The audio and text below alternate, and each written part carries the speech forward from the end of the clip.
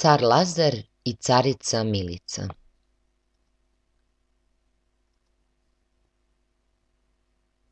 Pesme Kosovskog kruga ubrajaju se u najlepša ostvarenja srpske narodne poezije.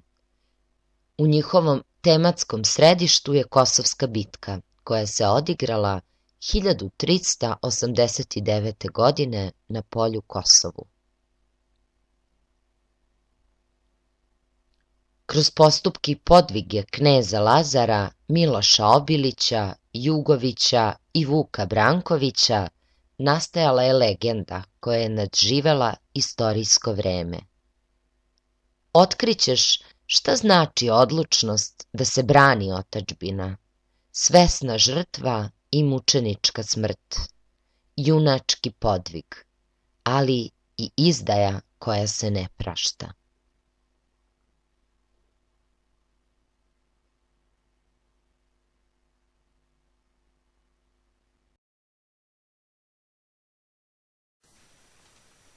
Car Lazar i carica Milica. Car Lazare sjede za večerom, pokraj njega carica Milica. Veli njemu carica Milica: Car Lazare, srpska krvno zlatna, ti polaziš sutra u Kosovo, sobom vodiš sluge i vojvode, a kod dvora nikog ne ostavljaš. Care Lazo, od muškije glava, da ti može knjigu odnijeti, u Kosovo i natrag vratiti. Odudiš mi 9 mile braće, 9 braće, 9 Jugovića. Ostavi mi bar jednog brata, sestri od zakletve. Njoj govori srpski knez Lazare: Gospo moja, carice Milice, koga bi ti brata najvoljela, da te ostavim u Bijelu dvoru? Ostavi mi Boška Jugovića. Tada reče srpski knez Lazare: Gospo moja, carice Milice, kad sutra bijel dan osvane i ograne sunce i vrata se otvore na gradu, ti išetaj gradu na kapiju. Tu će proći vojska na laje, sve konjici pod bojnim kopljima. Pred njima je Boško Jugoviću i on nosi krstaša barjaka. Kaži njemu od mene blagoslov, nek da barjak kome njemu drago, pa nek s tobom kod dvora ostane. Kad ujutro jutro osvanulo i gradska se otvoriše vrata, tad išeta carica Milica. Ona stade gradu kod kapije. Al eto ti vojske na laje, sve konjici pod bojnim kopljima. Pred njima je Boško Jugoviću, na latu vas u čistom zlatu. Krstaš ga je barjak poklopio, pobrati me do konja alata. Na barjaku od zlata jabuka, iz jabuke od zlata krstovi. Od krstova zlatne kite vise, te kucaju Boška po plećima. Primače se carica Milica, pa uhvati za uzdu alata, ruke sklopi bratu oko vrata, pa mu poče tiho govoriti: O moj brate Boško Jugoviću, car je tebe mene poklonio, da ne ideš na boj na Kosovo, i tebe je blagoslov kazo, da daš barjak kome tebe drago, da ostaneš sa mnom u Kruševcu, da imadem brata od zakletve. Al govori Boško Jugoviću: Idi sestro na bijelu kulu, a ja ti se ne bih povratio, ni iz ruke krstaš barjak dao, da mi care pokloni Kruševac, da mi reče družina ostala: Gle strašivca Boška Jugovića, on ne smije da poći u Kosovo, za krst časni krvcu proljevati i za svoju vjeru umrijeti. Pak proćera konja na kapiju, ali eto ti starog Jug Bogdana i za njime 7 Jugovića. Sve je 7 ustavljala redom, ali jedan ni gledati neće. Malo vreme zatim postajalo, ali eto ti Jugović vojna, i on vodi careve jedeke.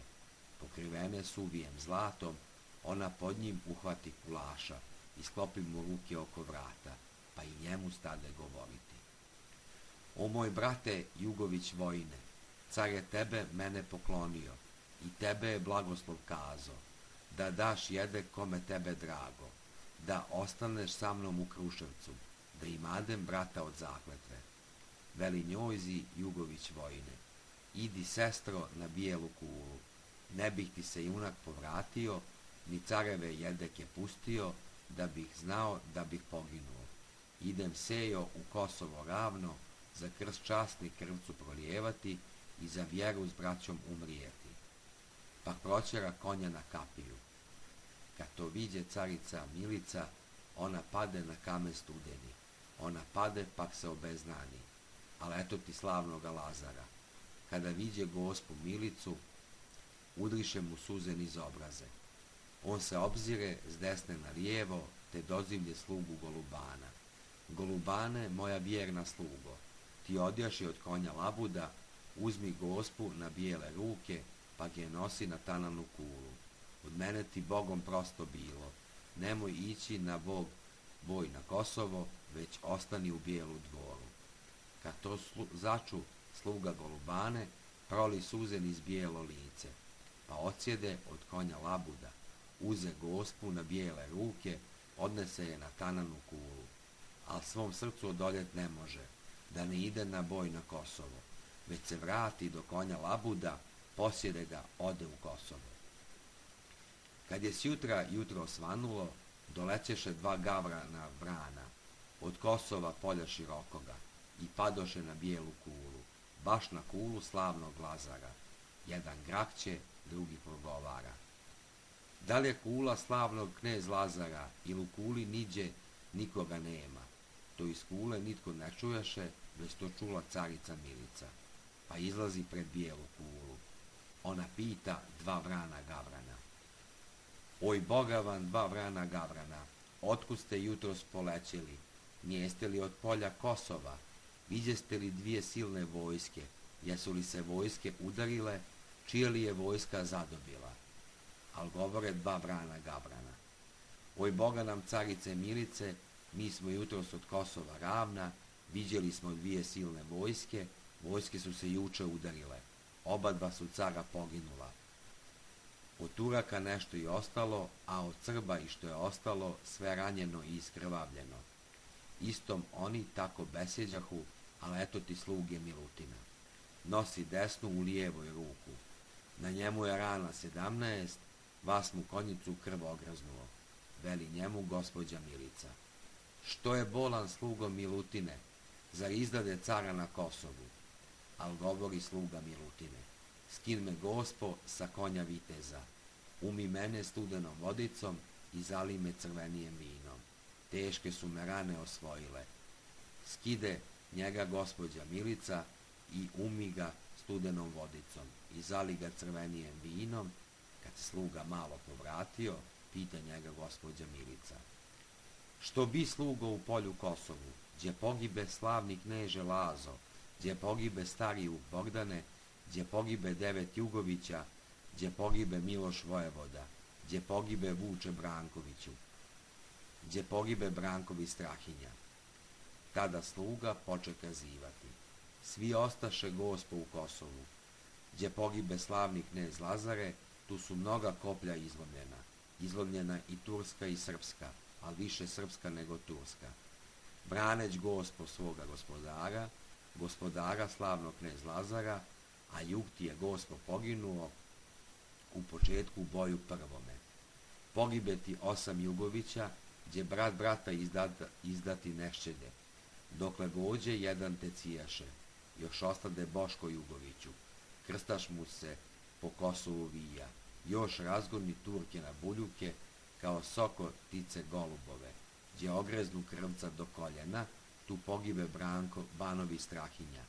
Miloš ti je gospo poginuo, kod Citnice kod vode studene, gdje no mnogo Turci izginuli.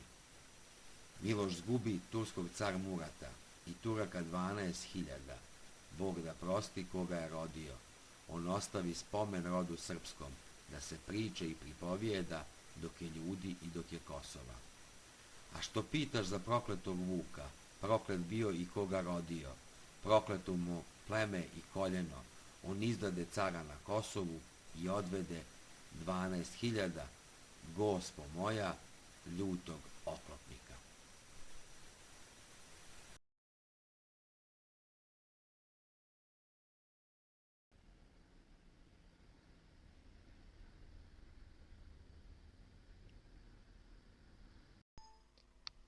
Uznemirena, brižna i uplašena, carica Milica obraća se caru Lazaru za večerom uoči kosovskog boja. Šta ga moli? Srpska vojska kreće u boj. Junaci se prepoznaju po odeći, oružju i držanju. Kako izgleda Boško Jugović?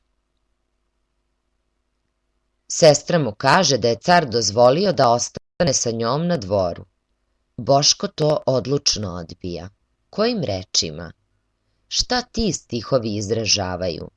Za šta se bore kosovski junaci? Šta ti govore Lazareve suze kada ugleda Milicu onesvešćenu od tuge? Kojom simboličnom slikom narodni pevač najavljuje loše vesti za caricu Milicu? Ona od sluge Milutina saznaje šta se dogodilo na Kosovu. O čemu svedoči Milutinov izgled? Koje junake pominje? Zašto je Boško Jugović ostao poslednji u boju, čvrsto držeći u ruci barjak? Kojom stilskom figurom narodni pevač slikovito opisuje njegovu neustrašivost?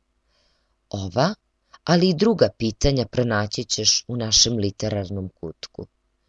Pažljivo ih pročitaj, odgovori na njih, a potom svoje odgovore pošalji na našu e-mail adresu.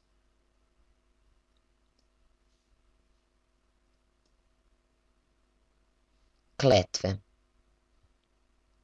Kletve su kratke narodne umotvorine kojima se želi nešto loše onome kome su upućene. Mogu da izraze mržnju, pretnju ili želju za osvetom. Na primer, da Bog da hleba ne umeo jesti. U završnim stihovima pesme Car Lazar i carica Milica nalaze se dve kletve. Pronađi ih. Ko su bili ovi junaci? Jug Bogdan i 9 Jugovića, simboli herojskog otpora srpske vojske u Kosovskoj bici. Izmišljeni su likovi. Miloš Obilić, jedan od najvećih srpskih junaka u našim narodnim pesmama. O njegovom poreklu se malo zna, ali je sigurno da nije bio velikaš, nego niži vlastelin. U narodnim pesmama se pominje i kao zet kneza Lazara, što nije tačno. Vuk Branković ga je oklevetao da je izdajnik. Miloš se pred svima zarekao da će ubiti turskog sultana Murata u kosovskom boju. Prema narodnom predanju, Miloš je to i učinio, ali je u istom boju i sam pogubljen. Vuk Branković, jedan od najmoćnijih srpskih vladara i feudalaca u 14. veku. Gospodar Kosovske oblasti, gradova Prištine, Vučitrna i Zvečana. Posle Maričke bitke od Mrnjavčevića je preuzeo Ohrid i Prizren. Bio je oženjen Marom, kćerkom kneza Lazara. Bajazid ga je 1395. godine zatvorio u tamnicu u Plovdivu, jer se pribojavao da Vuk želi da se osamostali. Njegove zemlje poklonio je knjeginji Milici i njenom sinu Stefanu. Pretpostavlja se da je Vuk i umro u tamnici 1398. godine. U narodnoj epskoj pesmi Vuk Branković je opevan kao izdajnik, međutim to nije tačno. On se sa svojom vojskom borio na Kosovu, ali je jedan od retkih velikaša koji je preživeo bitku. Želeo je da posle Lazareve pogibije preuzme vlast u Srbiji. Knjeginji Milica se tome odlučno usprotivila. Možda u toj njegovoj prekomernoj želji za vlašću treba tražiti uzroke netrpeljivosti naroda prema njemu.